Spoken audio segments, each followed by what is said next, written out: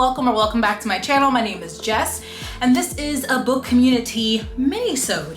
I know there was just an episode last week, and I'm probably going to do them more on a monthly basis if there's anything, worth talking about. But this was something that came up and recently, and I just wanted to kind of go through really quickly.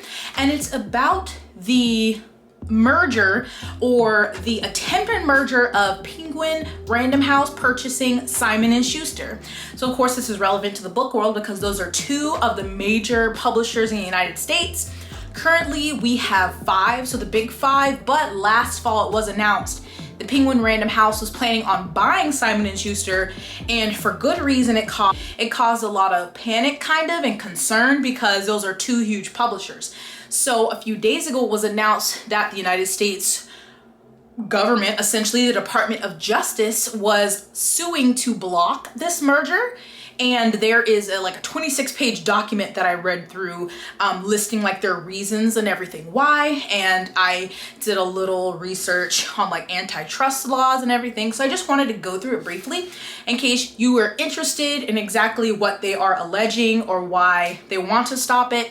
If you're newer to my channel and maybe you hadn't heard about this alleged merger or proposed merger, then I just want to go through it kind of quickly, hit some high points, maybe some terms, so you can be up to date. So besides the actual lawsuit that's been filed, I don't know the next steps. I was looking to see what's a timeline or what's next, anything that we could do as consumers.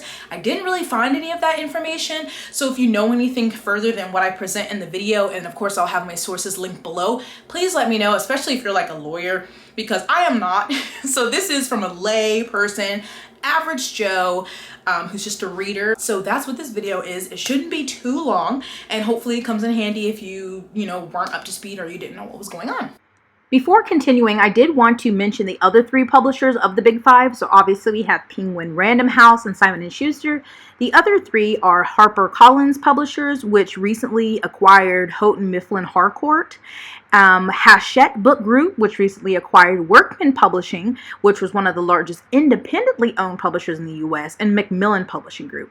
So you can see that there is a lot of acquisitions going on, lots of consolidation, which is not good for the market, and a merger or acquisition of Simon & Schuster by Penguin Random House is definitely a huge concern. So this was filed on November 2nd, 2021, and literally I'll link it below it's a Word document or a PDF of the actual filing from the Department of Justice. And so it says, United States of America, U.S. Department of Justice Antitrust Division versus Bertelsmann SC, which is the company that owns Penguin Random House, and Viacom CBS, which is the company that owns Simon & Schuster. So I love the background. Whoever wrote this, I don't know if they're an author or an avid reader, but I really like how they argued in this document. So essentially this is a civil case being brought against Penguin Random House LLC, which is the world's largest book publisher. I didn't realize that. From buying its publishing rival Simon & Schuster Inc. If defendants' proposed merger is allowed to proceed, Penguin Random House would be, by far, the largest book publisher in the United States, towering over its rivals. This merger would give Penguin Random House outsized influence over who and what is published and how much authors are paid for their work. The deal, which was arranged by the 2 publishers' parent companies, Bertelsmann SC & Co. and Viacom CBS, would likely harm competition in the publishing industry and should be blocked. So the United States alleges as follows. This is where I feel like this person either loves books or, maybe they're just making a really good argument, but it says, 1, authors are the lifeblood of book publishing. Without authors, there would be no stories, no poetry, no biographies, no written discourse on history, arts, culture, society, or politics. In the word of Penguin Random House's U.S. CEO, books have the power to sustain us, particularly in challenging times. Penguin Random House's global CEO put it more simply, books matter. Yes, they do. So they're talking about the acquisition and how if Penguin Random House does acquire Simon & Schuster, it would really harm authors, particularly authors of anticipated top-selling books. So currently, Penguin and Simon & Schuster are highly competitive, which is good. We want competition in the market. So when books are being pitched, or I don't know how agents and stuff pitch books to publishing companies, there is high competition, especially if there's really interest in the topic. They think it's going to be a bestseller. They have like bid wars, and so that's important for, you know, authors to get more money for their work, and just so there is a chance for them to actually make money and not one company just saying, we'll take your book, here's $5. So they talk about the importance of author salaries, like advances, and that in 2020 alone, publishers paid authors over $1 billion in advances. Now, how that's split up, that's not the topic of this video here. But since they're the largest book publisher in the world, Simon & Schuster is the 4th largest US book publisher, and together their US revenues would be twice that of their next closest competitor. Indeed, one of Penguin Random House's strategic goals for the merger is to cement Penguin Random House as #1 in the US. So they continuously talk about the big 5 and how that's already a limited market. 4 would be, you know, even more limited, and that every author doesn't have their book published under a big 5 publisher, so there's already limited choices for like a huge publisher behind your work, and then to put it down to 4 is obviously going to limit how many people are able to get their books out to a large audience. They also say that if consummated, this merger would likely result in substantial harm to authors of anticipated top-selling books and ultimately consumers. Penguin Random House would control close to half of the market for the acquisition of publishing rights to anticipated top-selling books. Penguin Random House's next largest competitor would be less than half its size. Post-merger, the 2 largest publishers would collectively control more than 2/3 of this market, leaving hundreds of authors with fewer alternatives and less leverage. As illustrated by the chart below, when measured by total advances paid to authors for rights to anticipated top-selling books, the combined Penguin Random House, Simon & Schuster would far outstrip the remaining big 5 publishers and the largest independent publishers, and enjoy substantial market power in its negotiations with authors, which is not a good thing. There's already so many barriers to entries depending on the person, their background, the different marginalized groups they belong to. So then you add another one where there's even less publishing houses to go to, and you have one that controls the majority of the market. Definitely not going to be good for authors across the board, but especially not marginalized authors. So Penguin and Random House compete every year to publish books. I wanted to add also a little bit more information about both of the publishing houses. So Penguin Random House, like I said, is headquartered in New York, so is Simon & Schuster, and they're both owned by really large international companies that make billions in revenue.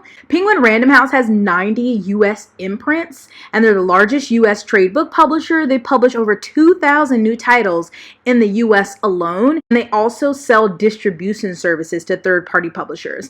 So in 2020, Penguin Random House earned over $2.4 billion in U.S. publishing revenues. And then Simon & Schuster, which is owned by Viacom, is headquartered also in New York. They have 30 U.S. imprints across 3 publishing groups, and they publish over 1,000 new titles annually. They earned over $760 million in publishing revenues in the U.S. in 2020.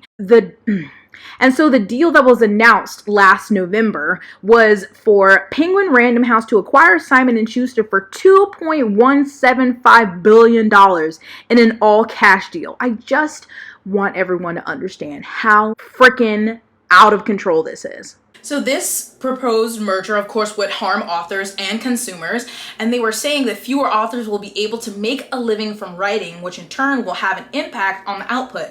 By reducing author pay, this merger would make it harder for authors to earn a living by writing books, which would in turn lead to a reduction in the quantity and variety of books published. And we know we already have an issue with the variety of books published, and we just do not need an extra hurdle, you know, in the way of people whose stories are often not told or aren't pushed as much as, you know, the other stories that are. It should be also noted that the defendants in this case, so that's Penguin Random House and Simon & Schuster, publicly suggested that the merger is necessary to create a stronger counterweight to Amazon. But Penguin Random House's global CEO privately admitted that he never bought into that argument, and that the one goal after the merger is to become an exceptional partner to Amazon.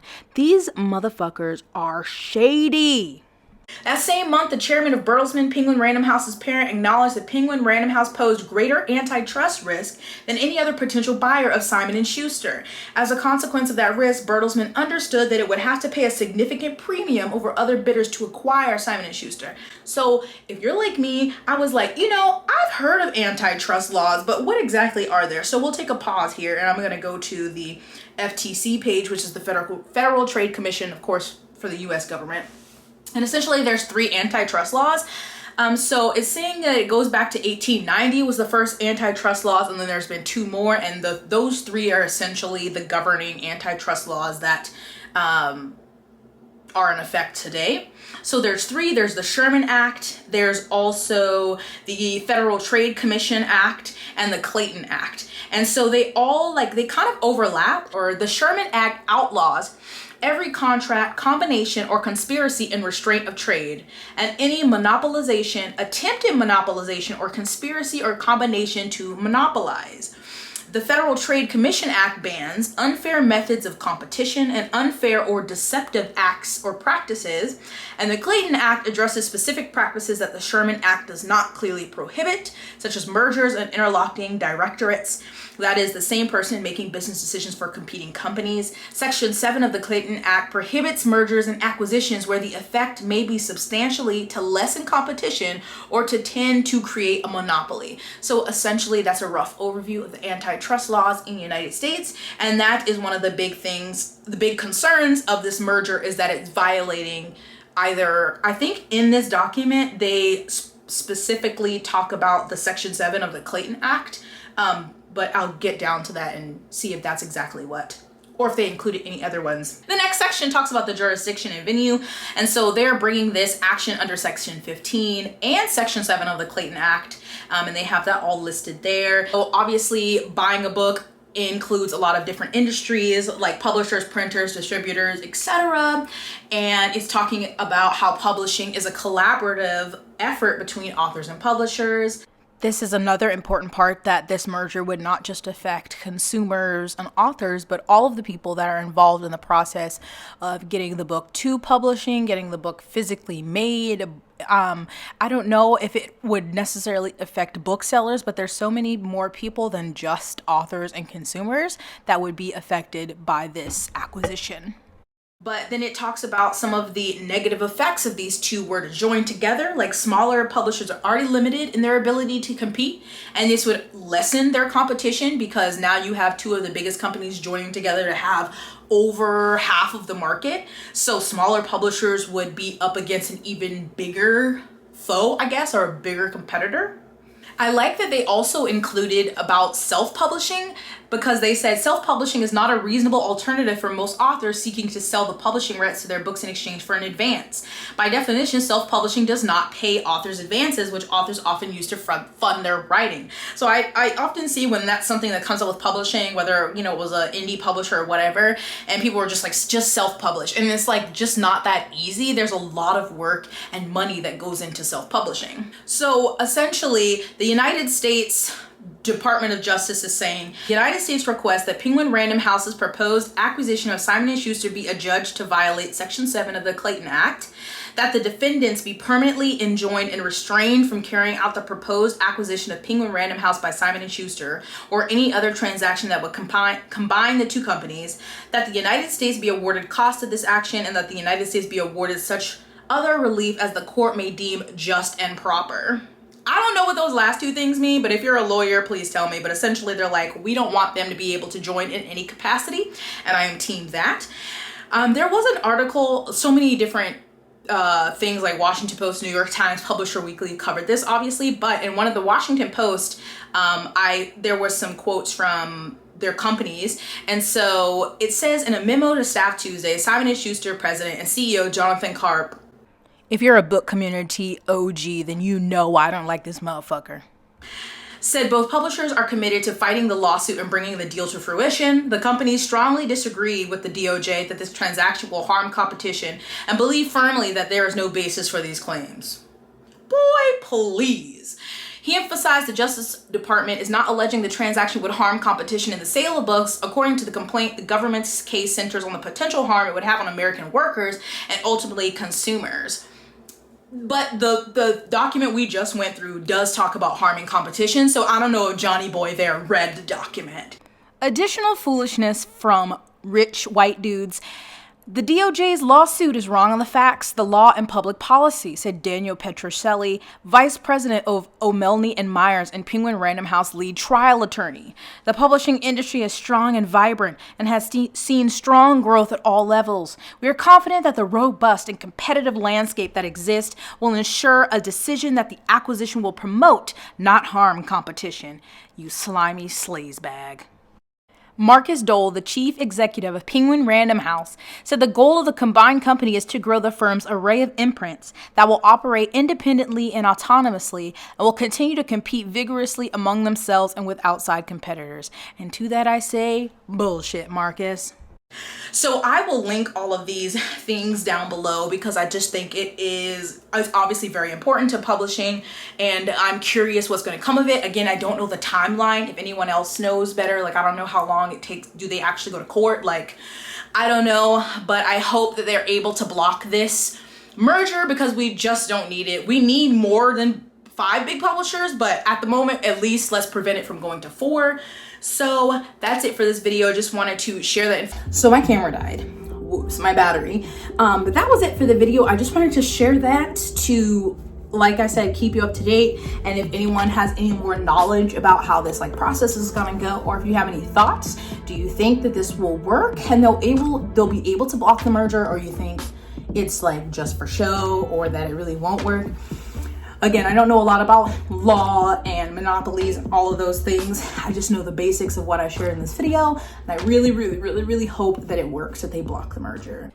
Of course, huge thank you to my patrons, Bebe's besties, Lisa, Hannah, Brina, Kayla, Jamie, Rayner, Danielle, Katie, Bobby, Jen, Leo, Kate, Terry, Emily, Jesse, Janine, Sarah, Pepper, Shannon, Kirsten, Elizaveta, Amber, Celine, Maria, and Serena, and to the Nigel Lavandre stands, Brianna, Katrina, Rosie, Ava, Claire, Carrie, Demery, and Rainey.